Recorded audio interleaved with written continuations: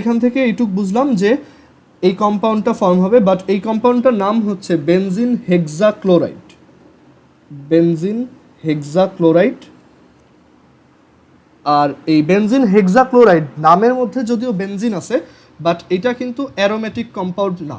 এমসিকিউর জন্য খুবই ইম্পর্টেন্ট যে এই কম্পাউন্ডটা কি অ্যারোমেটিক? না, এটা কিন্তু অ্যারোমেটিক কম্পাউন্ড না, বাট এটার নাম হচ্ছে বেনজিন হেক্সাক্লোরাইড।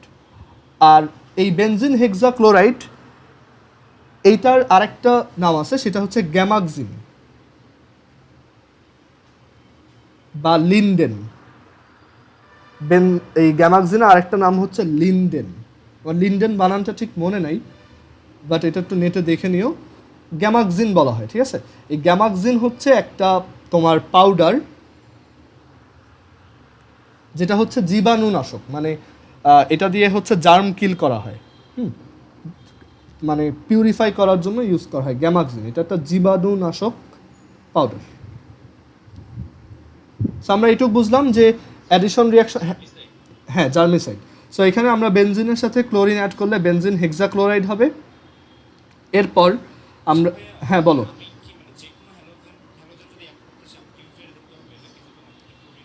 এটা অ্যাকচুয়ালি শুধু ক্লোরিনের জন্য ইউভি রে দিতে হয়, আর তুমি যদি অন্যান্যগুলোও দিতে চাও তখন অ্যাকচুয়ালি ক্যাটালিস্ট চেঞ্জ হয়, বাট ওই সময় অ্যাকচুয়ালি ক্যাটালিস্ট লাগে না। মানে ব্রোমিন দিলে দেখা যায় তখন হচ্ছে ওই যে কার্বন টেট্রাক্লোরাইড দিতে হয়, আর আয়োডিনের ক্ষেত্রে কোনো ধরনের ক্যাটালিস্টই লাগে না, বুঝতে পারছো? এটাই, বাট বাকিগুলো অতটা আসে না। সো আমরা জাস্ট ক্লোরিনেরটাই দেখবো, আর এটা দেখছি কারণ এটাতে ক্যাটালিস্টটা ইম্পর্টেন্ট, বাট মেকানিজম একই। মানে ক্লোরিন তিনটা করে হ্যালোজেন নিবা, ওই তিনটা কার্বনে অ্যাড হবে। এরপর আমরা দেখব থার্ড প্রসেস, যেটা হচ্ছে অ্যাডিশন রিয়াকশনের থার্ড যেটা ছিল ওজোন অ্যাডিশন বা formation of ozonide. So ozone addition যদি তুমি দেখে থাকো অ্যালকিনে আমরা যেভাবে করছিলাম, এখানেও প্রসেসটা একই। এই হচ্ছে আমাদের বেনজিন,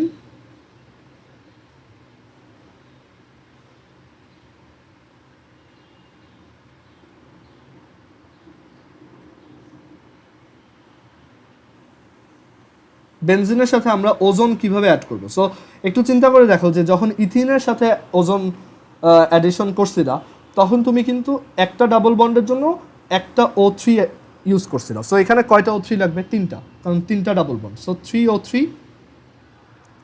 এটা হচ্ছে ওজোন গ্যাস। সো এই তিনটা ওজোন গ্যাসের সাথে, ওজোন গ্যাসকে যদি আমরা অ্যাড করি কি হবে? এখন একটু মনে করে দেখো যে একটা ইথিনের সাথে যখন তুমি ওজোন গ্যাস অ্যাড করছিলা, কি করছিলা? O3। সেখান থেকে আমরা দেখছিলাম যে এখানে তোমার অ্যাডিশনটা হয়েছিল এরকম যে CH2, এই সিঙ্গেল বন্ডটা ভেঙে যায়, মানে ডাবল বন্ডটা ভেঙে যায়, এখানে CH2, এখানে একটা অক্সিজেন, এখানে একটা অক্সিজেন, আর উপরে একটা অক্সিজেন, এরকমভাবে আমরা করছিলাম। সো এখানেও প্রসেসটা কিন্তু একই, ঠিক আছে। সো আমরা একইভাবে এখানেও এই তিনটা অক্সিজেনকে কীভাবে অ্যাড করবো দেখো।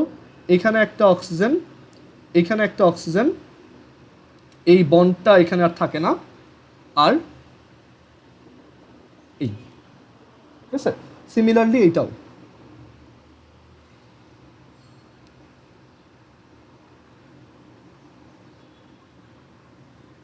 হুমায়রা কি বুঝতেছো এইটুক? ওকে। সো আমরা এখান থেকে দেখো এরকম একটা স্ট্রাকচার পাবো। আচ্ছা, এখানে অক্সিজেনগুলা, ও আচ্ছা একটু ভুল হয়েছে, সরি। এই অক্সিজেনগুলো তো এইভাবে দিলে হবে না, কারণ আমাদের এরকম একটা স্ট্রাকচার ফর্ম করতে হবে। সো এইভাবে অক্সিজেনগুলো আঁকবো, এই পাশে দিব আর এই পাশে দিব, সো দ্যাট তাদের মধ্যে আবার একটা বন্ড ফর্ম করা যায়।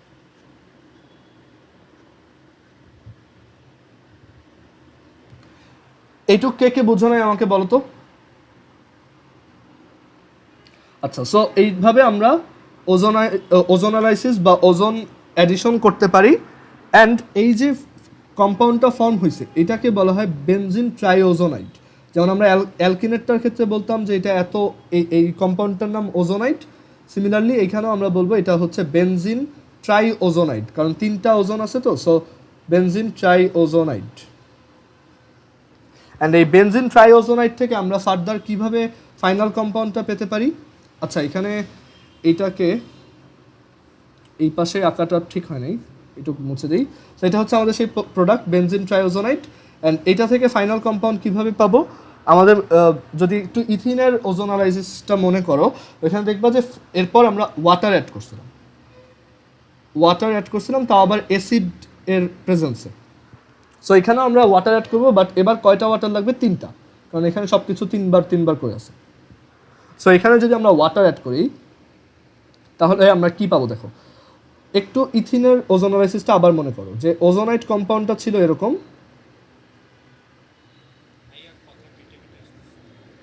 আচ্ছা দাঁড়াও, আচ্ছা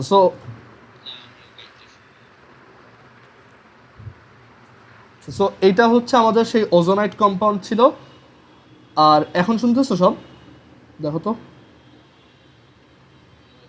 আচ্ছা, সো এইটার সাথে আমরা মানে এটাকে ফার্দার আমরা কিভাবে করতাম, যে আমরা এটার সাথে H2 অ্যাড করতাম অ্যাসিডিক মিডিয়ামে, এইটা ভেঙে যেত আর এইটা ভেঙে যেত, রাইট? সো এই দুইটা ভাঙতো, আর হচ্ছে এই জায়গায় এই দুইটা ভেঙে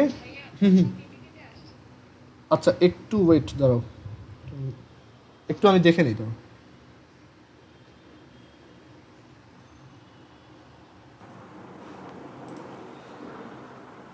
আচ্ছা আমরা আবার কন্টিনিউ করি। সো আমরা ওইখানে দেখছিলাম যে অ্যাকচুয়ালি এই যে অক্সিজেনটা, এটা উপর থেকে চলে যায় আর এই নিচের দুইটা অক্সিজেনের মধ্যে বন্ডটা ব্রেক হয়।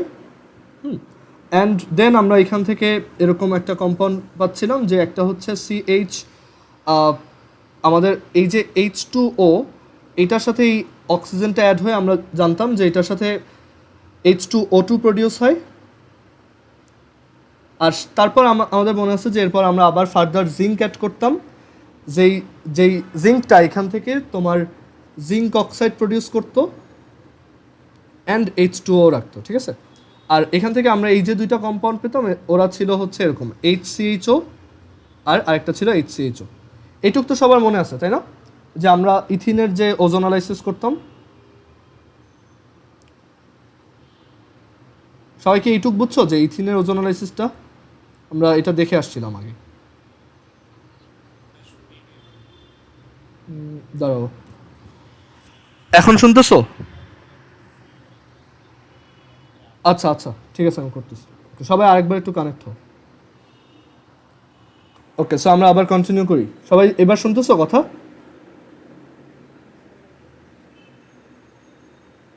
এবার কি কথা শোনা যাচ্ছে আমার? আচ্ছা ওকে, সো আমরা এবার দেখো। হ্যাঁ হ্যাঁ বলো। হুম।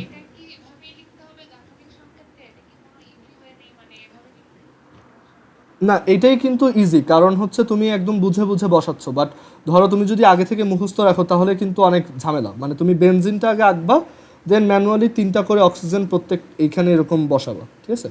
এটাই ভালো ওয়ে, বুঝছো? আচ্ছা এরপর দেখো আমরা এইটুক বুঝলাম যে একটা ইথিনের ক্ষেত্রে এভাবে হবে, একটা ইথিনের ক্ষেত্রে এরকম।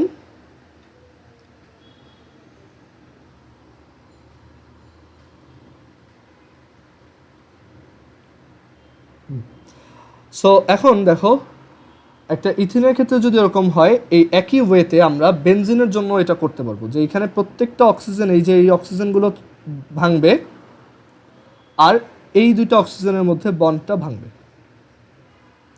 ঠিক আছে? এই যে পিঙ্ক কালারের যে লাইনগুলো আঁকছি এইগুলো বরাবর এইগুলো কি হবে, ভেঙে যাবে, ঠিক আছে? আচ্ছা, সো এখানে যদি এটা ভেঙে যায় তখন কি হবে, এই প্রত্যেকটা অক্সিজেন কি এই পানির সাথে অ্যাড হবে, আর সেই পানির সাথে অ্যাড হয়ে এটা কি ফর্ম করবে, 3H2O2। আর এরপর এই যে বাকি যে কম্পাউন্ডগুলো আছে দেখো, এইটুক একটা কম্পাউন্ড, দেখো ভালো করে খেয়াল করো, এইটুক একটা কম্পাউন্ড হবে, এই পাশটা একটা কম্পাউন্ড হবে, আর এই পাশটা একটা কম্পাউন্ড হবে।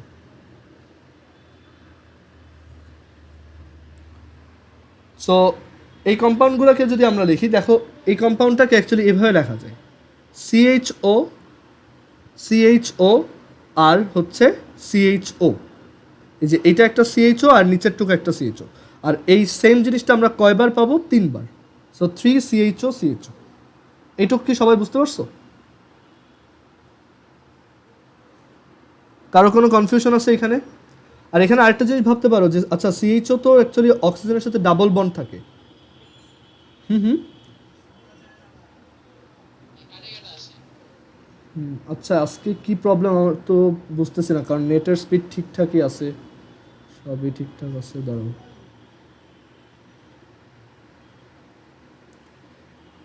এখন দেখতেছো সব?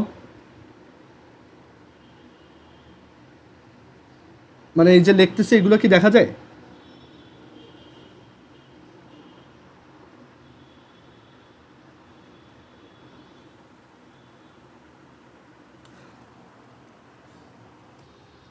আচ্ছা সবাই মাইকটা অফ করে রাখো একদম। আচ্ছা, সো আমরা এখান থেকে দেখলাম যে এরকম একটা কম্পাউন্ড ফর্ম হবে। এই যে কম্পাউন্ডটা আমরা পেলাম সিএইচও, এই কম্পাউন্ডটার নাম হচ্ছে গ্লাইঅক্সাল। এই কম্পাউন্ডটার নাম হচ্ছে গ্লাইঅক্সাল। দাঁড়াও দেখছি, এটা আমার এখানেও লেখা হচ্ছে ইন্টারনেট কানেকশন আনস্টেবল। আচ্ছা শোনো, কারো যদি প্রবলেম হয় মাইক অন করো না, তখন আরও ঝামেলা হয়, বুঝতে পারছো? সো একটু ওয়েট করবো, এটা ঠিক হয়ে যাবে। সো এই হচ্ছে, এটাকে বলা হয় গ্লাইঅক্সাল এই কম্পাউন্ডটা। আর গ্লাইঅক্সালের পাশাপাশি আমরা এখানে আরও একটা কম্পাউন্ড পাই, সেটা কি পারঅক্সাইড।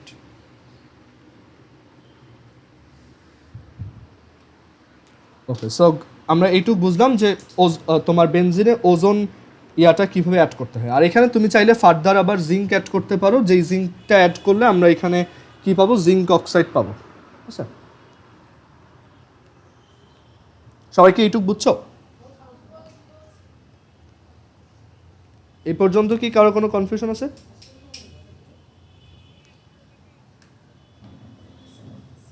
মানে এটা দেখা যাচ্ছে না?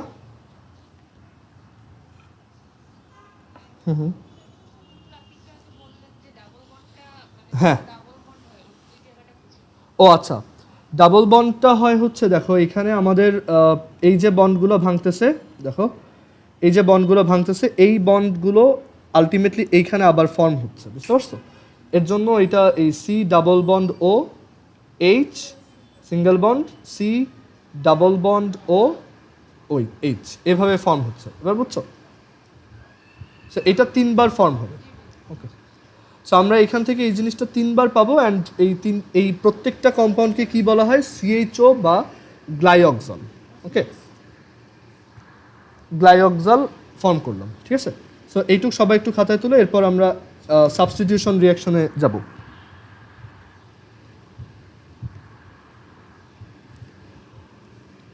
আচ্ছা, এবার আমরা সাবস্টিটিউশন রিয়াকশনে যাই। হ্যালোজিনেশন, তারপর nitration, sulphonation, Friedel Crafts alkylation etcetera. So আমি এইটুক মুছে দিচ্ছি। এটুক তো সবাই তুলছো, তাই না?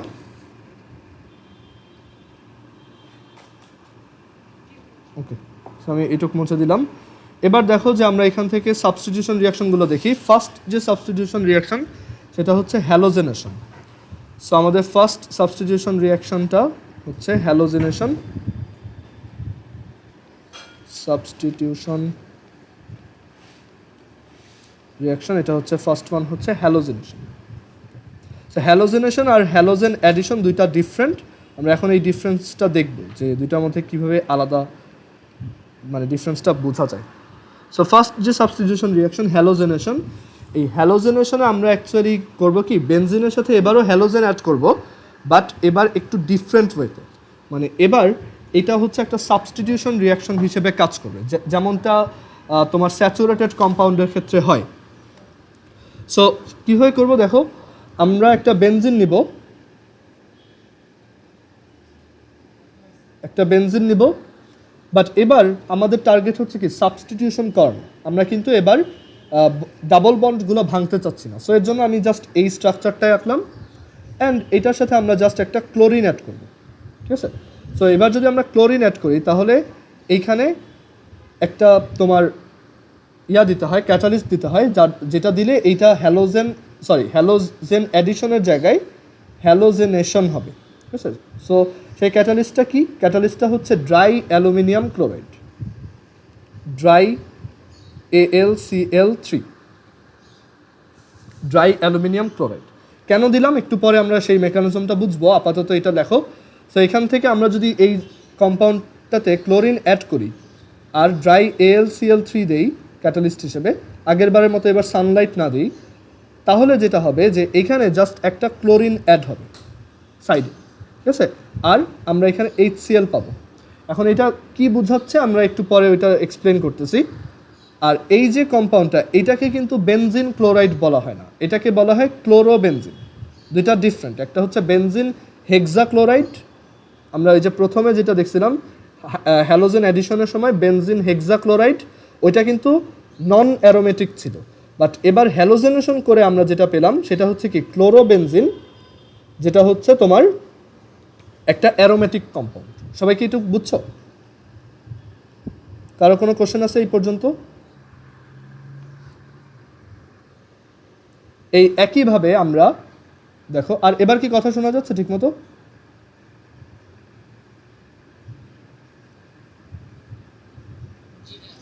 ওকে, সো আমরা যদি বেনজিনের সাথে ব্রোমিন অ্যাড করি, ঠিক আছে, ব্রোমিন অ্যাড করলেও তখন আমার যেটা দিতে হবে সেটা হচ্ছে FeBr3। আমরা একটু পরেই এক্সপ্লেন করবো কেন এই ক্যাটালিস্টগুলোকে আমরা চুজ করতেছি, ঠিক আছে? সো FeBr3 দিব, তাহলে আমরা আউটপুট হিসেবে পাবো ব্রোমোবেনজিন, যেটা একটা অ্যারোমেটিক কম্পাউন্ড,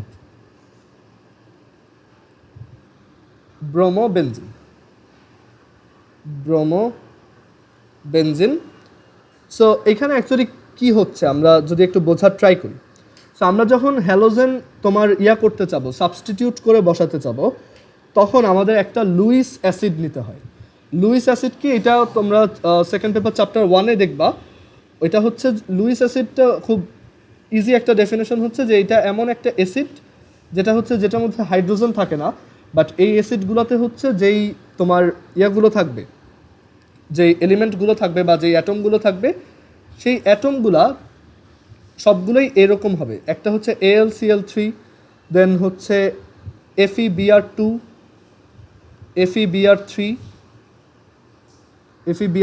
FeBr3 ইটসেট্রা। আর এইগুলাকে লুইস অ্যাসিড কেন বলা হয়?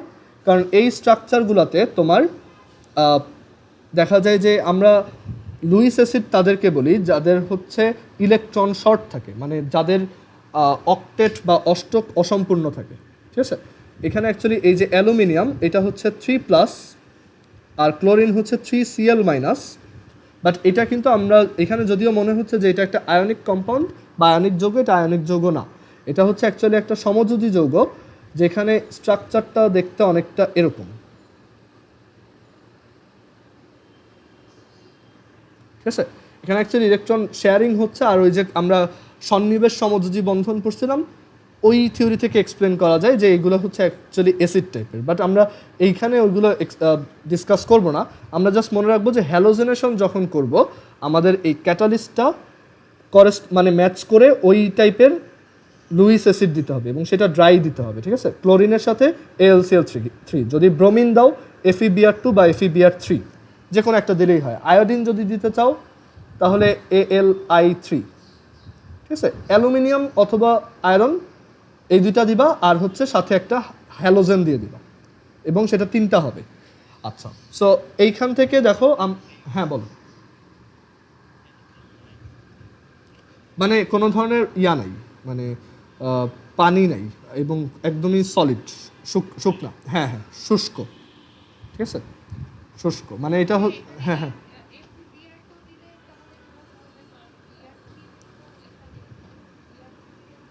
না এখানে অ্যাকচুয়ালি এই যে FeBr2 যেটা, এটা হচ্ছে তোমার ক্যাটালিস্টটা, আমার রিয়াকশনটা কিন্তু ব্রোমিনের সাথে হচ্ছে, এই ব্রোমিনটা কিন্তু এই FeBr3 থেকে আসতেছে না।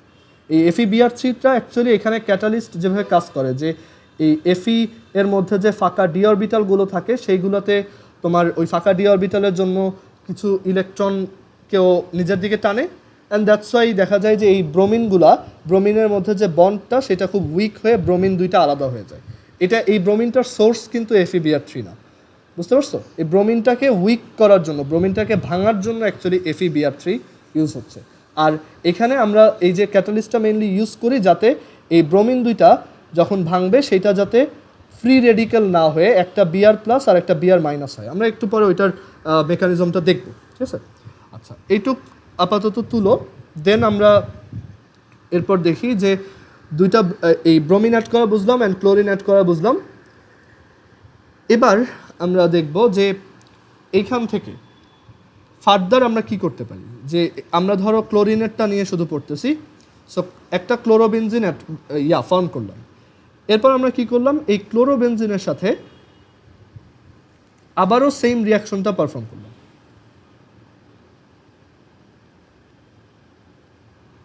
আবারও আমরা সেম রিয়াকশনটা পারফর্ম করলাম অ্যান্ড এখানে যেটা হবে যে এবার এই ক্লোরিনটা আরেকটা হাইড্রোজেনকে রিপ্লেস করবে।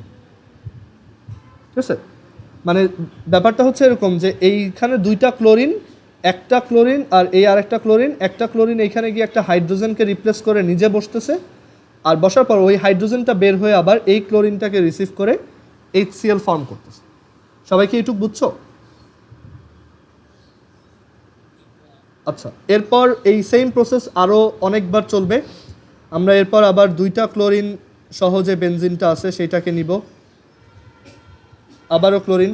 এভাবে অ্যাকচুয়ালি ওই যে মিথেনের ক্ষেত্রে আমরা হ্যাঁ ওইটার মতোই আমরা দেখব যে ফাইনালি আমরা এখান থেকে এরকম একটা স্ট্রাকচার পাবো যে ফাইনালি 5টা ক্লোরিন ছিল, 5টা ক্লোরিন ছিল, সেটার সাথে ফাইনাল ক্লোরিনটা যখন অ্যাড করব আমরা এখানে পাবো মানে এই বেনজিনটা এবার কোনো হাইড্রোজেন নাই, সব হচ্ছে ক্লোরিন। এটা আর ওই বেনজিন হেক্সাক্লোরাইড বা গ্যামাক্সিন কিন্তু ডিফারেন্ট, কারণ গ্যামাক্সিনের তোমার স্ট্রাকচারটা ছিল এরকম, carbon single bond carbon single bond carbon carbon carbon carbon and এখানে হাইড্রোজেন ক্লোরিন হাইড্রোজেন ক্লোরিন। এটা ছিল হচ্ছে ওই তোমার হ্যালোজেন অ্যাডিশন করে যেটা পাইছিলাম। বাট হ্যালোজিনেশনে আমাদের যেটা হয় যে এখানে অ্যাকচুয়ালি সবই ক্লোরিন হয়ে যায় আলটিমেটলি।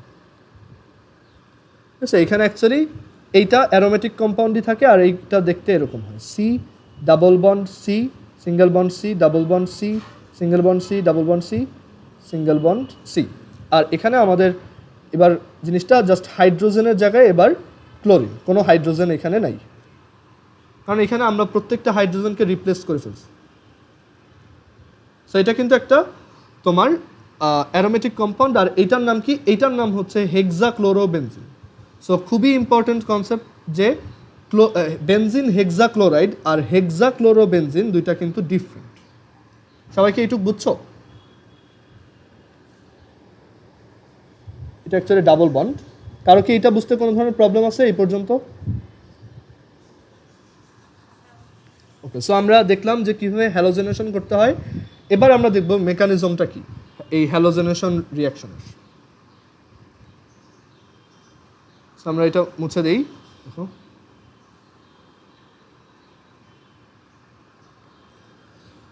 সো এই মেকানিজমটা অ্যাকচুয়ালি সব সাবস্টিটিউশন রিয়াকশনের জন্যই ট্রু, মানে সবগুলোই একইভাবে হয়। সো এটা একটু ভালোভাবে খেয়াল করবা, তাহলে তুমি পরেরগুলো ইজিলি বুঝতে পারবা। এবার আমরা দেখব এই হ্যালোজেনেশন রিয়াকশনটার মেকানিজম কি। মেকানিজম কিন্তু পরীক্ষায় আসে, সো খুব ভালোভাবে খেয়াল করবা। সো প্রথমে যেটা হয় যে আমাদের ধরো আমরা ব্রোমিনেরটা দিয়ে দেখি, ঠিক আছে। সো আমরা দেখতেছি যে আমাদের কাছে শুধু ব্রোমিন আছে, আর ক্যাটালিস্ট হিসেবে আমাদের কাছে আছে ধরো FeBr3। সো এই ব্রোমিনটা কি একটা এমন একটা কম্পাউন্ড যার দুইটা এলিমেন্টেরই তোমার তড়িৎ ঋণাত্মকতা বা ইলেকট্রোনেগেটিভিটিটা সেম। সো তারা যদি নর্মালি ভেঙে যায় সেটা কিন্তু হোমোলাইটিক ফিশন হবে, ঠিক আছে। তারা যদি এখান থেকে জাস্ট নর্মালি ভেঙে যেত এক একটা ফ্রি রেডিক্যাল পেতাম এরকম। বাট আমরা যেহেতু একটা ক্যাটালিস্ট ইউজ করতেছি, সো এটা আর হোমোলাইটিক ফিউশন না হয়ে এটা যেটা হবে এটা হচ্ছে হেটেরোলাইটিক ফিউশন হবে, মানে একজন প্লাস হয়ে যাবে আর একজন মাইনাস, মানে এই দুইটা ইলেকট্রন এবার আর সুষমভাবে বিভাজিত হবে না, দুইজনকেই একজন নিয়ে যাবে আর আরেকজন কিছুই পাবে না, ঠিক আছে। সো এই রিয়াকশনটা যখন হবে এই FeBr3 জন্য, এই FeBr3 কী করবে, এখান থেকে একটা ব্রোমিন ইলেকট্রোফাইল ক্রিয়েট করবে, মানে ব্রোমিন যে কোনো একটা ব্রোমিন একদম কিছুই পাবে না। সো যে কোনো একটা ব্রোমিন একদম কিছুই পাবে না, আর বাকি দুইটা আরেকজন একদম পুরোপুরি নিয়ে যাবে। সো এইটা ব্রোমিন প্লাস হয়ে গেল, আর আরেকটা ব্রোমিন সেটা হচ্ছে ব্রোমিন, সে এবার দুইটা ইলেকট্রন নিয়ে নিছে, সে হচ্ছে নেগেটিভ, ঠিক আছে। আর এটা হয়েছে কার জন্য? এইটার প্রেজেন্সে, ঠিক আছে, এটা জাস্ট প্রেজেন্ট, তার জন্যই ওই আয়রনের মধ্যে যে ফাঁকা ডি অরবিটাল আছে সেই ডি অরবিটালের এফেক্টের জন্য এটা এরকম হেটারোলাইটিকভাবে ভাঙছে, মানে অসম বিভাজন হয়েছে, একজন প্লাস হয়েছে আর একজন মাইনাস হয়েছে। অ্যান্ড এই ব্রোমিনটাকে ফার্দার আবার এই FeBr3 ক্যাচ করবে, কারণ ফেরাসের ওই যে ফাঁকা ডি অরবিটাল আছে সে ওইখানে এই ব্রোমিনটার সাথে একটা কোঅর্ডিনেট কোভ্যালেন্ট বন্ড ফর্ম করবে এবং ফাইনালি আমরা পাবো bromine electrophile plus FeBr4 nucleophile. এইটুকু কি সবাই বুঝতে পারছো যে এটা একটা ইলেকট্রোফাইল আর এটা একটা নিউক্লিওফাইল? কারো কোনো কনফিউশন বা কোশ্চেন?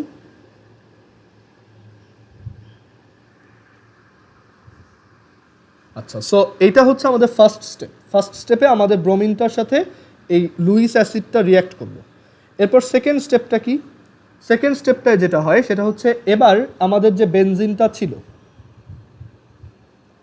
যে বেনজিন রিংটা ছিল, এই বেনজিন রিংটার কাছে এবার এই যে ব্রোমিন ইলেকট্রোফাইল এইটা এখানে আসবে, মানে এইটার সাথে এটা রিয়্যাক্ট করবে। সো এইখানে ব্রোমিন আর আমরা একটা কথা বলে আসছিলাম, তোমার যদি একটু মনে থাকে যে যারা অ্যালিফ্যাটিক তাদের সাবস্টিটিউশন হয় নিউক্লিও ফিলিক সাবস্টিটিউশন SN রিয়াকশন, বাট যারা অ্যারোমেটিক তাদের সাবস্টিটিউশনটা কেমন হয়? তোমার ইলেকট্রোফিলিক। বুঝতে পারছো? তাদের সাবস্টিটিউশনটা হয় হচ্ছে ইলেকট্রোফিলিক। আমি কিন্তু এটা বলে আসছিলাম।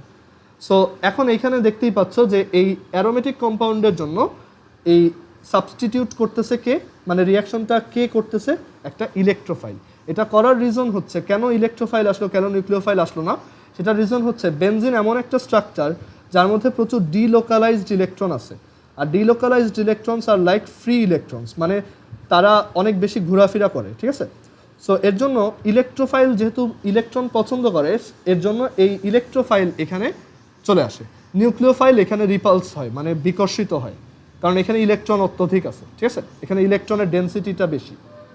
সবাই কি এটা বুঝছো যে কেন ইলেকট্রোফাইল এসে অ্যাটাক করবে? মার্জুক বুঝতে পারছো? আচ্ছা, সো এই ইলেকট্রোফাইলটা এখানে এসে অ্যাটাক যখন করবে তখন কি হবে দেখো। সো এই ইলেকট্রোফাইলটা যে কোনো একটা কার্বনের কাছে আসবে অ্যান্ড এই বেনজিনটা এবার একটু চেঞ্জ হয়ে যাবে। দেখো, সো এই বক্সটা আঁকলাম, ধরো ব্রোমিনটা এই কার্বনে এসে অ্যাড হইলো। সো এই কার্বনে এসে যদি সে অ্যাড হতে যায়, আমরা জানি এই কার্বনের সাথে একটা হাইড্রোজেন ছিল আগে থেকে, আর এবার নতুন করে কে অ্যাড হয়েছে? এই ব্রোমিন। এবং এই ব্রোমিনটা আসার পর এই বেনজিন রিংয়ে কিছুটা চেঞ্জ আসছে, মানে বেনজিন রিংয়ে চেঞ্জ আসছে বলতে কি, এখানে অ্যাকচুয়ালি আমরা তো জানি যে ইলেকট্রনগুলো কি কন্টিনিউয়াসলি মুভমেন্টের উপর থাকে। আমরা বলছিলাম এটা যে ডাবল বন্ডটা অ্যাকচুয়ালি কন্টিনিউয়াসলি ঘুরতে থাকে, মানে ইলেকট্রনগুলো এখানে ডিলোকালাইজড ইলেকট্রন তো, বা সঞ্চারণশীল ইলেকট্রন। তো দেখা যায় ইলেকট্রনগুলো এরকম জাস্ট ঘুরতে থাকে। সো যখনই এখানে তোমার ব্রোমিন ইলেকট্রোফাইলটা চলে আসতেছে, সে কি করতেছে? অনেক বেশি ইলেকট্রন এইখানে অ্যাট্রাক্ট করে ফেলতেছে, আর এইদিকে কি হচ্ছে? ইলেকট্রন শর্ট হয়ে যাচ্ছে, মানে বেনজিনের মধ্যে, মানে এখন ইলেকট্রন এক সাইডে সরে আসছে। সো এই স্ট্রাকচারটা এখন যেহেতু এক সাইডে সরে আসছে, এখানে একটু ল্যাকিং ক্রিয়েট হয়েছে। আমরা এটাকে এভাবে আঁকবো, এটাকে শো করানো হয় এভাবে যে একটা মানে হাফ সার্কেল না, জাস্ট একটা সার্কেলের কিছু সেগমেন্ট, বাট ওইটার ভিতরে একটা প্লাস, মানে এইখানে ইলেকট্রনের শর্টেজ ক্রিয়েট হয়েছে আর সব ইলেকট্রনগুলো এইখানে জমা হয়েছে, মানে ব্রোমিন টেনে নিছে। বুঝতে পারছো? কারণ ব্রোমিনের ইলেকট্রন শর্ট ছিল। সো এখান থেকে আমরা যেই স্ট্রাকচারটা পাবো সেটা দেখতে এরকম হবে, ঠিক আছে? এটাকে বলা হয় সিগমা কমপ্লেক্স। এটা খুবই টেম্পোরারি বা খুবই সংক্ষিপ্ত একটা ফেজ, এটা খুব বেশি টাইম এক্সিস্ট করে না। এটাকে বলা হয় সিগমা কমপ্লেক্স। ওকে, আচ্ছা, এই সিগমা কমপ্লেক্সটার পর এরপর থার্ড স্টেপে যেটা হয় সেটা হচ্ছে এই যে আমাদের সিগমা কমপ্লেক্সটা আছে, এই সিগমা কমপ্লেক্সটাকে আমরা নেই।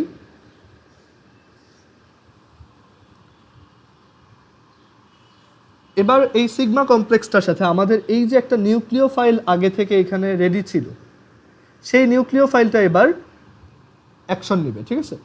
সেটা কীরকম? এই নিউক্লিওফাইলটা এবার দেখো এখানে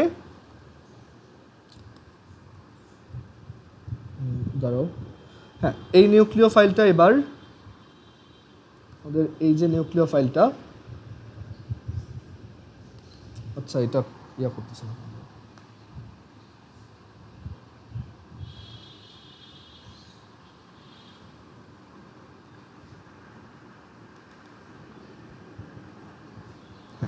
সো এই যে নিউক্লিও ফাইলটা আমরা এখানে দেখতে পারতেছি FeBr4, এই নিউক্লিও ফাইলটার সাথে এইটা আবার ফার্দার রিঅ্যাক্ট করবে।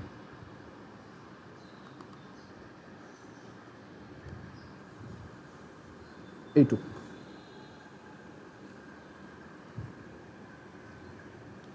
সো এটার সাথে এটা রিঅ্যাক্ট করলে কি হবে দেখো, আমাদের এই FeBr4 যেটা আছে, ঠিক আছে, এই FeBr4 ও হচ্ছে মাইনাস। আচ্ছা, আর এইখানে এই যে ব্রোমিন যেটা আমরা অ্যাড করছি, এই ব্রোমিনটা এখানে অ্যাড হইলো, আর এই হাইড্রোজেনটা কি এখন বের হয়ে যেতে হবে, কারণ একই জায়গায় তো দুইজন থাকতে পারে না, ঠিক আছে। সো ব্রোমিনটা এখানে এসে হাইড্রোজেনের জায়গা নিল, আর এই হাইড্রোজেনটাকে এখান থেকে বের করে দিল। মানে এই হাইড্রোজেনটাকে আমরা এখানে আঁকি, বাট আমরা এখানে অ্যারো দিয়ে দেখাই দিচ্ছি যে এই হাইড্রোজেনটা এইখান থেকে বের হয়ে যাচ্ছে, আর এই হাইড্রোজেনটা অ্যাকচুয়ালি কি H+, কারণ ব্রোমিন নিজে প্লাস ছিল। সো এবার ব্রোমিন প্লাস হয়ে গেছে, আর হাইড্রোজেন এখান থেকে মানে ব্রোমিন প্লাস অ্যাড হয়েছে, আর হাইড্রোজেন প্লাস বের হয়ে গেছে। অ্যান্ড বের হওয়াতে যেটা হয়েছে যে এই H+টা আবার এই FeBr4 এর সাথে রিঅ্যাক্ট করতেছে। এখন এই FeBr4 এর স্ট্রাকচারটা কীরকম ছিল, FeBr3 সাথে একটা Br-, এই H+টা এবার এই Br-টাকে টেনে নিবে এবং HBr প্রডিউস করবে। অ্যান্ড এই ক্যাটালিস্টটা আবারও রিইউজেবল, মানে আবার আমরা ইউজ করতে পারবো, রিইউজেবল। আর এইখান থেকে দেখো এবার ব্রোমিনটা এখানে সেটেল ডাউন হয়ে গেছে, সো আমরা এখান থেকে পাবো ব্রোমিন। সবাই কি এবার বুঝতে পারছো কীভাবে এটা কাজ করে? কারো কোনো কনফিউশন আছে এই পর্যন্ত?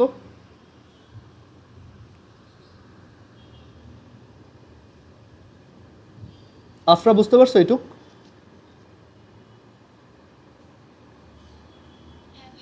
ওকে, সো আমরা এখান থেকে দেখলাম কিভাবে হ্যালোজেনেশন কাজ করে, মেকানিজমটা কি। আর সিমিলারলি অন্যান্যগুলোর ক্ষেত্রেও, ক্লোরিনের ক্ষেত্রেও AlCl3 দিবা জাস্ট, আবার FeBr2 দিলেও কিন্তু চেঞ্জ হবে না, জিনিসটা একই থাকবে।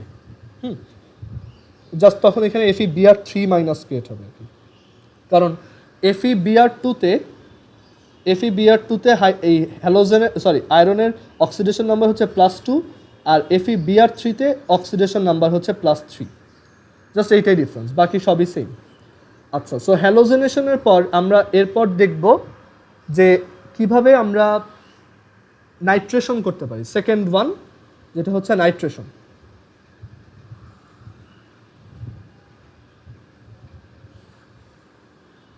নাইট্রেশনের প্রসেসটা অলমোস্ট একই, জাস্ট ওইখানে পারপাসটা ডিফারেন্ট, মানে আমরা অ্যাকচুয়ালি কোন টাইপের কম্পাউন্ড ফর্ম করতে চাই এটা একটু খেয়াল করে দেখো।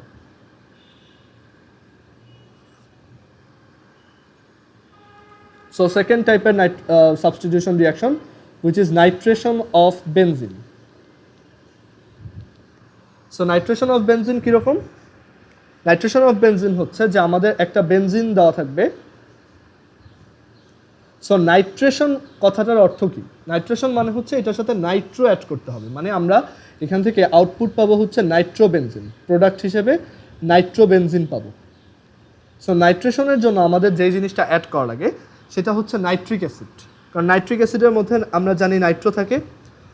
সো আমরা যেটা করব যে এই বেনজিনের সাথে নাইট্রিক অ্যাসিড অ্যাড করব HNO3, আর এখানে একটা ক্যাটালিস্ট দিতে হয়, সেটা হচ্ছে কনসেন্ট্রেটেড H2SO4, গাঢ় সালফিউরিক অ্যাসিড বা ঘন সালফিউরিক অ্যাসিড।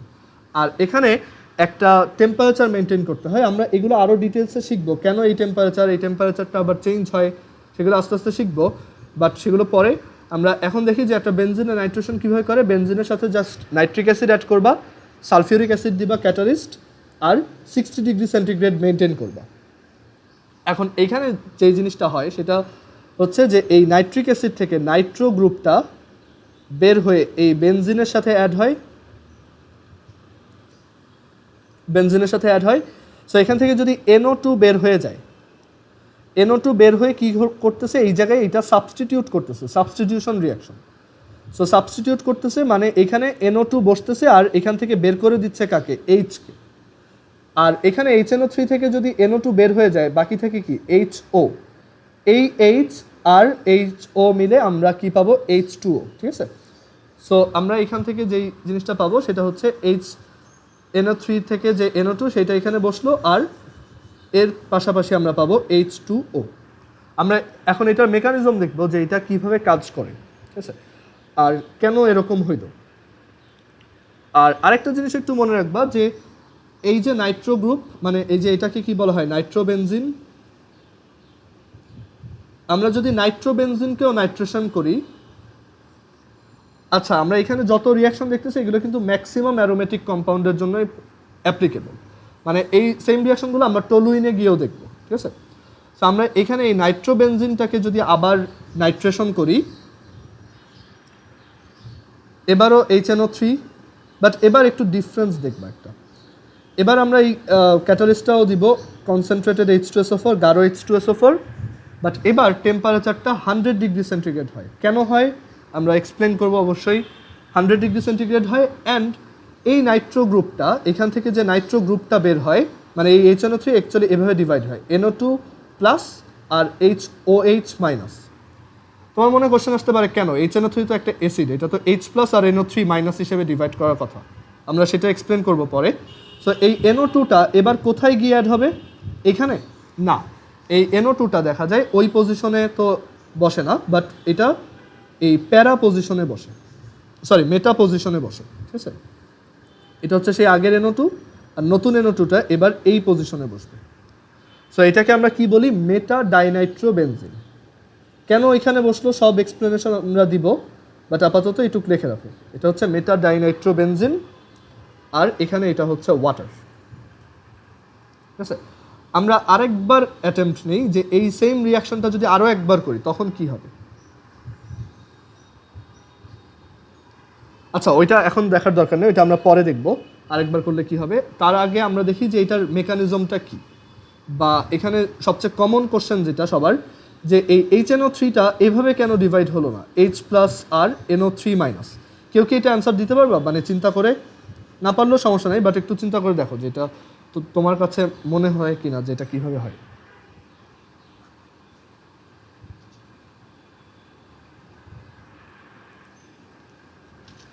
আচ্ছা যার মাইক অন একটু অফ করে রাখো।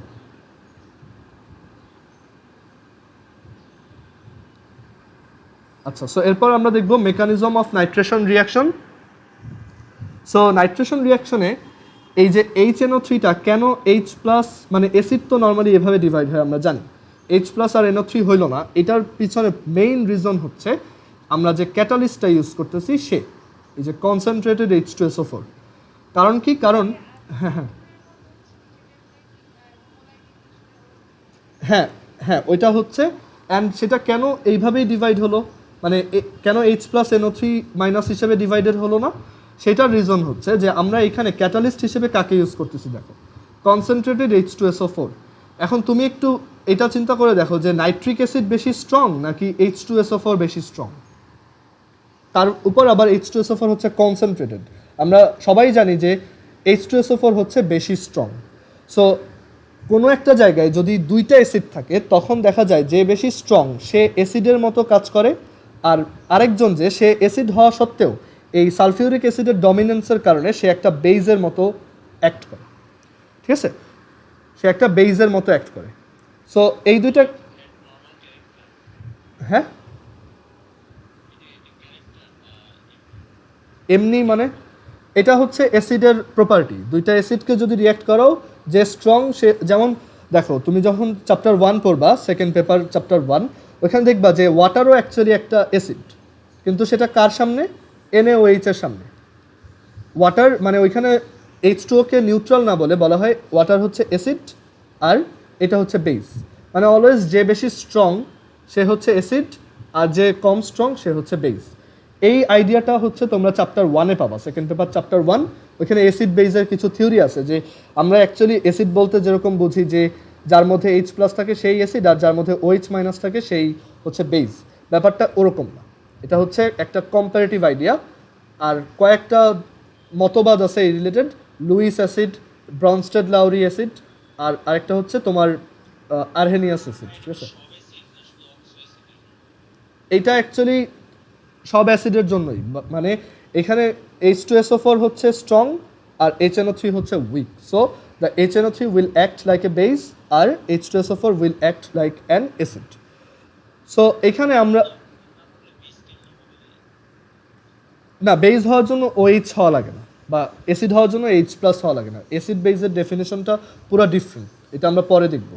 আচ্ছা, সো এইখান থেকে আমরা এই দুইটা রিয়াক্ট করে যেই কাজটা করবে, যে এখানে যেহেতু এখন ও অ্যাসিডের মতো অ্যাক্ট করতেছে আর ও বেস, সো আমরা জানি বেস কীভাবে ভাঙে, OH হিসেবে। সো এখানে ও H+ হিসেবে না ভেঙে OH- প্লাস NO2+ এইভাবে ভাঙবে, ঠিক আছে? এইটুকু হচ্ছে HNO3 এর থেকে আসছে।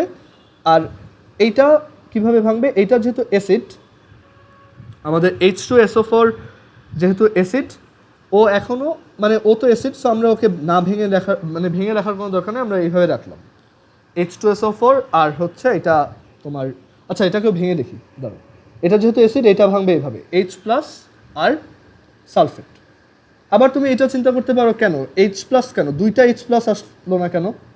আচ্ছা, এখানে একটা ভুল লিখছি আমি, দেখো এটা সালফেট মাইনাস হবে, HSO4 মাইনাস হবে। এটা তোমার মনে কোশ্চেন আসতে পারে কেন H2SO4 এভাবে কেন ভাঙলো না, 2H+ আর সালফেট 2-? কারণ আমরা যে এখানে বেস হিসেবে অ্যাক্ট করতেছে, সে দুইটা OH প্রোভাইড করতে পারে না, সো আমাকেও অ্যাকর্ডিংলি ওইভাবে অ্যাডজাস্ট করে নিতে হবে। সবাই কি একটু বুঝছো যে কেন এইভাবে ভাঙতেছে? সবার ক্লিয়ার এটা? আচ্ছা, সো আমরা এইখান থেকে দেখলাম যে সালফিউরিক অ্যাসিডটা এভাবে ভাঙবে আর নাইট্রিক অ্যাসিডটা এভাবে ভাঙবে। এবার এই যে এই দুইজন, একটা অ্যাসিড বেস রিয়াকশনে কি হয়, ওয়াটার তৈরি হয় আমরা জানি। সো এখানে water plus HSO4 minus plus NO2+ create হলো। এখন এই যে এইটা কি একটা নিউক্লিওফাইল,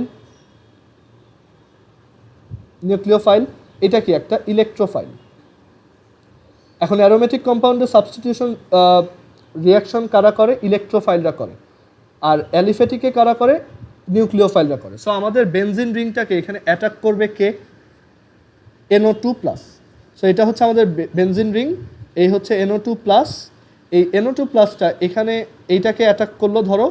সো অ্যাটাক করলে কীরকম চেহারা হবে আমরা এর আগেও দেখে আসছি, যে এইখানে নাইট্রো অ্যাড হবে অবস্থা আর Hটা বের হয়ে যাবে, এরকম একটা সিচুয়েশন। আর এটাকে আমরা এখন এইভাবে প্লাস দিয়ে রাখবো। ওকে, এরপর আমরা যে কাজটা করব, যে এইটুক লিখলাম, এটাকে বলা হয় সেই সিগমা কমপ্লেক্স। অ্যান্ড এই sigma কমপ্লেক্সটা further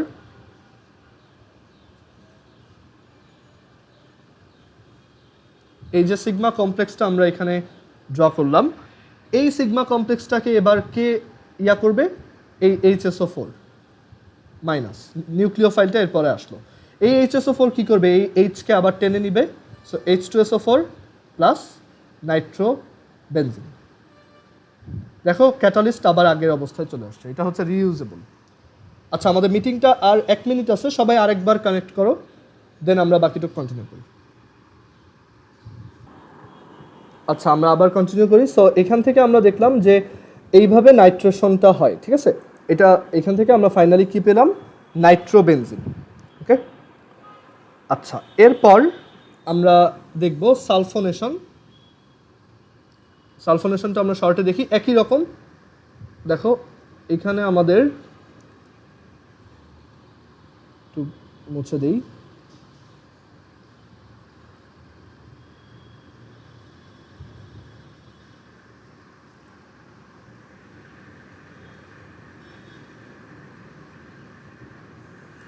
so sulphonation use করে আমরা কি পাই দেখো, মানে বেনজিনের যদি সালফোনেশন করি, আমরা নাইট্রেশন করে পাইছি নাইট্রোবেনজিন, সালফোনেশন করে আমরা বেনজিন সালফোনিক অ্যাসিড পাবো, যেটা আমরা আগে দেখে আসছিলাম। আমরা ফ্রিডেল ক্রাফট দুইটা আজকে দেখতে পারবো না যদিও, সো আমরা সালফোনেশনটুক দেখি। সো এই সালফোনেশন রিয়াকশন কীরকম, থার্ড ওয়ান সালফোনেশন। সো আমরা ফার্স্টে রিয়াকশনটা দেখবো অ্যান্ড দেন মেকানিজম দেখবো। আর এই মেকানিজমগুলো বোর্ড পরীক্ষার জন্য খুবই খুবই ইম্পর্ট্যান্ট। ঠিক আছে, কারণ বোর্ডে এই নাইট্রেশন আর সালফোনেশন প্রত্যেক বছরই কোথাও না কোথাও আসেই। ঠিক আছে, সো আমরা এখন দেখবো এই সালফোনেশন কীভাবে হয়। তো সালফোনেশনের জন্য আমাদের একটা বেনজিন লাগবে ফার্স্ট অফ অল। একটা বেনজিনের যদি আমরা সালফোনেশন করি,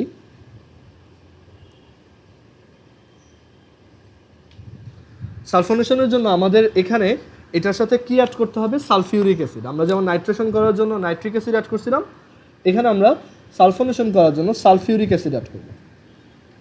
আর এখানে ক্যাটালিস্ট হিসেবেও আমরা সালফিউরিক অ্যাসিড ইউজ করব, বাট একটু ডিফারেন্স আছে। এবার আমি এটা বোঝাচ্ছি, দাঁড়াও। আমরা এখানে ক্যাটালিস্ট হিসেবে সালফিউরিক অ্যাসিড ইউজ করব, বাট এই সালফিউরিক অ্যাসিডটা হবে কনসেন্ট্রেটেড, আর মানে এইটার ঘনমাত্রাটা বেশি হবে বা কনসেন্ট্রেশনটা বেশি হবে, আর এটা একটু ডাইলিউট করা থাকবে। ঠিক আছে, সো দেখা যায় যখন দুইটা একই অ্যাসিড থাকে তাদের মধ্যে যদি ঘনমাত্রার ডিফারেন্স থাকে, একটা যদি গাঢ় হয় আর একটা যদি পাতলা হয়, তখন এটা হচ্ছে তোমার বেইজের মতো আচরণ করে, মানে যেটা কনসেন্ট্রেশন কম, আর যার হচ্ছে কনসেন্ট্রেশন বেশি সে হচ্ছে অ্যাসিডের মতো অ্যাক্ট করে। অ্যান্ড এখানেও দেখা যায় যে এই যে অ্যাসিডটা, এই অ্যাসিডের মানে এই অ্যাসিডটা তোমার অ্যাকচুয়ালি ইফেক্ট ফেলতেছে কার উপর? এই বেইজের উপর। অ্যান্ড দ্যাটস ওয়াই এইটা বেইজের মতো করে ভাঙে আর এইটা অ্যাসিডের মতো করে ভাঙে। সো এটা যদি অ্যাসিডের মতো করে ভাঙে, এই যে এইটা, তাহলে আমরা পাবো H+ আর HSO4-, আর এটা যদি বেইজের মতো করে ভাঙে, বেইজে আমরা জানি OH পাওয়া যায়, সো একটা OH- পাবো। আর এখান থেকে কি থাকবে দেখো, একটু চিন্তা করে দেখো, OH যদি থাকে তাহলে HSO3+, এরকম একটা স্ট্রাকচার আসবে। দেখো তো এইটুকু বুঝছো কিনা? সো আমরা এই দুইটা থেকে কি পাবো ফার্দার? এইখানে যেটা হবে, আমরা একবারে এটার মেকানিজমটাই দেখতেছি, তাহলে তুমি ফুল রিয়াকশনটাই বুঝতে পারবা। সো এখানে যেটা হবে, এই দুইজন মিলে আগে ওয়াটার ক্রিয়েট করবে। সো ওয়াটার নিউট্রাল জিনিস, H2O plus HSO3+ plus HSO4-, but এখানে একটু স্লাইটলি একটা ডিফারেন্স আছে। সেটা হচ্ছে এই দুইটাকে যখন তোমার অ্যাড করা হয়, এখানে আবার হিট দেওয়া হয় সাথে। ঠিক আছে, এখানে হিট দেওয়া হয়, এইটুকু লিখে রাখো। আর এখানে একটা ডিফারেন্স হচ্ছে যে এই যে H2O, এই H2O আবার কি করে, এই HSO3+ থেকে, মানে আমাদের তো অ্যাকচুয়ালি তোমার একটা ইলেকট্রোফাইল দরকার, আর হচ্ছে একটা নিউক্লিওফাইল আসে, সেটা পরবর্তীতে অ্যাড হয়, আর হচ্ছে একটা ওয়াটার থাকে। বাট এখানে একটু স্লাইটলি ডিফারেন্স আছে যে এই ওয়াটারটার সাথে এই HSO3 খুব ইজিলি আরেকটা কম্পাউন্ড ফর্ম করতে পারে, মানে এই HSO3টা পানিতে খুব ইজিলি ডিজলভেবল, মানে খুব ইজিলি গুলে যায়। ঠিক আছে, যার জন্য এইখান থেকে যেটা পাওয়া যায় সেটা হচ্ছে এই H2O ফার্দার আবার এই HSO3 এর সাথে রিয়্যাক্ট করে H3O+ ক্রিয়েট করে। আমরা সবাই জানি এটা কি, এটা হচ্ছে হাইড্রোনিয়াম আয়ন, যেটা অ্যাকচুয়ালি ওয়াটারেরই আয়ন। আর এখানে শুধু সালফার ট্রাইঅক্সাইড থাকে, কোনো তার মধ্যে কোনো প্লাস চার্জ থাকে না। সালফার ট্রাইঅক্সাইড থাকে আর নিউক্লিওফাইল থাকে একটা HSO4-। অ্যান্ড এটা হওয়ার রিজনটা কি? হওয়ার রিজন হচ্ছে ফার্স্ট অফ অল HSO3 পানির সাথে খুব ইজিলি কম্পাউন্ড ফর্ম করতে পারে। আর আরেকটা ব্যাপার হচ্ছে এই SO3 যেটা, this is a better electrophile. এটাতে যদিও প্লাস নাই, বাট এটা বেটার ইলেকট্রোফাইল এই HSO3+ থেকে। ঠিক আছে, স্টেবল ইলেকট্রোফাইল। সো এখানে ইলেকট্রোফাইলকে এই সালফার ট্রাইঅক্সাইড, বাট এটা কীরকম ইলেকট্রোফাইল? এটা হচ্ছে নিউট্রাল ইলেকট্রোফাইল, মানে এটার কোনো ধরনের চার্জ নাই। সো এই ইলেকট্রোফাইলটা কি হয়, এই বেনজিনের সাথে, এই যে আমাদের বেনজিনটা আছে, সেই বেনজিনের সাথে এখানে অ্যাড হতে যায়। ঠিক আছে, অ্যান্ড এটা যখন এখানে অ্যাড হতে যায় তখন সে কী করে, একটা হাইড্রোজেনকে বের করে দেয়। আমাদের এই যে তোমার ইলেকট্রোফাইলটা, সে এখানে একটা হাইড্রোজেনকে বের করে দেয় আর নিজে এখানে অ্যাড হয়ে যায়। যদি এটা মেকানিজমটা আরও কমপ্লেক্স, আমি প্রথমে একটু সহজে বোঝাতে চাচ্ছি যাতে কনফিউজড না হয়ে যাও। সো এখানে SO3, আর এখান থেকে কে বের হচ্ছে দেখো। আচ্ছা, একটা জিনিস আমি ভুল লিখছি, দাঁড়ো। আমরা এখান থেকে দেখলাম SO3 হচ্ছে ইলেকট্রোফাইল, ওকে। আর আচ্ছা, এই যে SO3টা, এইটা যদিও ইলেকট্রোফাইল, বাট এইটাতে অ্যাকচুয়ালি এক ধরনের রেজোনেটিং স্ট্রাকচার দেখা যায়। আমি ওইটা একটু পরে আসতেছি এখানে। এর জন্য এটা নেগেটিভ হয়, ওকে। আর এখানে এই যে হাইড্রোজেন, এই হাইড্রোজেনটা বের হয়ে যায় অবস্থা। আর এইটা এখন হচ্ছে ওই যে আগে যেরকম দেখাইছিলাম সিগমা কমপ্লেক্স, সেইভাবে থাকে। আর এইটাকে আবার রিসিভ করে কে? আমাদের ওই যে নিউক্লিওফাইল যেটা ছিল HSO4-, একটু দেখো HSO4-, সেটাকে রিসিভ করে এই হাইড্রোজেনটাকে ও টেনে নেয়, অ্যান্ড আমরা এখান থেকে ফাইনালি পাই SO3-। এখন এই SO3-টাকে আবার কি করব? সেইটার জন্য আবার এখানে আরও একটা ইলেকট্রোফাইল যে ছিল H3O+, সে হেল্প করে। মানে এখানে ফার্দার এইটার সাথে আবার H3O+ অ্যাড হয়, অ্যান্ড আমরা এখান থেকে পাই এই H3O+ আবার ভেঙে যায় H2O আর H+ হিসেবে। এই H+ এইখানে গিয়ে অ্যাড হয়, and finally we get benzene sulphonic acid. Benzene sulphonic acid, benzene sulphonic acid. আর এই যে একটা H2O পেয়ে গেছি এখান থেকে, সো এটা হচ্ছে সেই H2। আচ্ছা, এখন এখানে একটা কোশ্চেন আসতেছে যে এই SO3টা আমরা দেখছি একটা ইলেকট্রোফাইল ছিল, এটা আবার মাইনাস কেমন হলো? সো এই SO3 এর এইটা আমরা দেখছি যে SO3 একটা মানে নিউট্রাল মলিকিউল, মানে একটা নিউট্রাল অণু, বাট ওর মধ্যে রেজোনেটিং স্ট্রাকচার দেখা যায়। রেজোনেটিং স্ট্রাকচারটা কি? এই সালফার ট্রাইঅক্সাইড দেখতে এরকম, মানে এটার স্ট্রাকচারটা হচ্ছে এরকম দেখতে। অ্যান্ড এইটা এখানে এই অক্সিজেনের মধ্যে প্রচুর, মানে প্রত্যেকটা অক্সিজেন এরকম তোমার লোন পেয়ার ইলেকট্রন থাকে, তো সো দেখা যায় এই ইলেকট্রনগুলো মুভ করে, মানে খুব কাছাকাছি হওয়ার কারণে, মানে ওদের মধ্যে কিছু স্ট্যাটিক ইলেকট্রিক্যাল তোমার ইন্টারাকশনের কারণে দেখা যায় যে এই অক্সিজেনটা, এই বাম পাশের অক্সিজেনটা এরকমই থাকলো, বাট দেখা যায় এই যে সালফার, সে কিছুটা পজিটিভ হয়ে যায়, ডেল্টা পজিটিভ, আর এই অক্সিজেনটা ডেল্টা নেগেটিভ হয়ে যায়, আবার এই অক্সিজেনটা ডেল্টা নেগেটিভ হয়ে যায়। মানে এখানে কি হইতেছে আমি বলি, এই যে অক্সিজেন যারা আছে, অক্সিজেন কি তোমার সালফার আর অক্সিজেনের মধ্যে কে বেশি ইলেকট্রোনেগেটিভ বলো তো? দুইটাই একই গ্রুপের, ঠিক আছে। আমরা দেখছিলাম যে ওরা হচ্ছে OSAC-তে পড়ে এরকম। সো এখানে তোমার ইলেকট্রোনেগেটিভিটিটা হচ্ছে ডান দিকে বাড়ে আর নিচের দিকে কমে। সো অক্সিজেন হচ্ছে কি বেশি ইলেকট্রোনেগেটিভ। সো এই অক্সিজেন কি করে, এই দুইটা বন্ডের মাঝখানে যে ইলেকট্রন, তাদেরকে নিজের দিকে টানার ট্রাই করে। সো সালফার বেচারা একটু পজিটিভ হয়ে যায়, আর অক্সিজেনগুলো কি একটু নেগেটিভ হয়, ঠিক আছে। অ্যান্ড এইখানে দেখা যায় এই দুইটা নেগেটিভ থাকে। এখন তুমি চিন্তা করো এখানে টোটাল চার্জটা কত? সালফার হচ্ছে একটা পজিটিভ, আর অক্সিজেন হচ্ছে দুইজন, সো দুইটা নেগেটিভ। সো টোটাল চার্জটা কত হয়ে যায়? SO3-। ঠিক আছে। আসলে ইলেকট্রন আছে, বাট অ্যাকচুয়ালি তোমার স্ট্রাকচার চেঞ্জ হয়ে যাচ্ছে। তো দেখা যাচ্ছে আগে ওইটা বন্ড পেয়ার ইলেকট্রন ছিল, বাট এখন সেটা লোন পেয়ার ইলেকট্রনে কনভার্ট হয়ে যাচ্ছে, ঠিক আছে। তো এর জন্য ওদের চার্জে ডিফারেন্স ক্রিয়েট হবে। আর আরেকটা ব্যাপার হচ্ছে যে এখানে যে মাইনাস লিখতেছে, এটা তো আসলে আয়ন না, এটা হচ্ছে ডেল্টা মাইনাস, মানে এরকম। বাট আমরা সহজ করে লেখার জন্য মাইনাস দিয়ে লিখি। এই মাইনাসটা হচ্ছে ডেল্টা মাইনাস, মানে পুরোপুরি মাইনাস না, মাইনাস একটা ভাইব আছে, ঠিক আছে, এইটাই। আবার দেখা যায় যে এই দুইটা অক্সিজেন না হয়ে অনেক সময় এই দুইটা অক্সিজেন হতে পারে। সো ওভারঅল এই পুরা সালফারটাই দেখা যায় ম্যাক্সিমাম টাইম পজিটিভ থাকে, আর অক্সিজেনগুলো নেগেটিভ থাকে, আর এই অক্সিজেনটা আগের মতো থাকে। তো যে কোনো দুইটা অক্সিজেন নেগেটিভ থাকে, আর একটা অক্সিজেন হচ্ছে পজিটিভভাবে থাকে। সো মানে আরেকটা অক্সিজেনের সাথে ডাবল বন্ড থাকে। সো এর জন্য এই সালফারের রেজোনেটিং স্ট্রাকচার, এই ব্যাপারটাকেই বলা হয় রেজোনেটিং স্ট্রাকচার বা অনুরণন। সো এর জন্য দেখা যায় যে আমরা এখানে সালফার ট্রাইঅক্সাইডটা মাইনাস হিসেবে পাই, অ্যান্ড দেন ফাইনালি এখানে বেনজিন সালফোনিক অ্যাসিড হিসেবে আমরা ফাইনাল কম্পাউন্ডটা পাই, ঠিক আছে। আচ্ছা, আজকের ক্লাস এই পর্যন্তই। সবাই এই ভিডিওটা আবার দেখবা। আমরা নেক্সট দিন ফ্রিডেলক্রাফট অ্যালকাইলেশন, ফ্রিডেলক্রাফট অ্যাসাইলেশন, তারপর হচ্ছে টলুইন, আর হচ্ছে এই বেনজিন টলুইনের যত রিয়াকশন আছে সেটার একটা সামারি, আর এরপর অ্যারাইল হ্যালাইড দেখবো, ঠিক আছে। তো আজকের ক্লাসটা এই পর্যন্ত। হ্যাঁ বলো। হ্যাঁ হ্যাঁ, টেনে নিয়ে গেছে দেখে এটা ডেল্টা মাইনাস হয়েছে, বুঝছো? এটাই। ওকে, সো আজকের ক্লাস এই পর্যন্তই। আল্লাহ হাফিজ।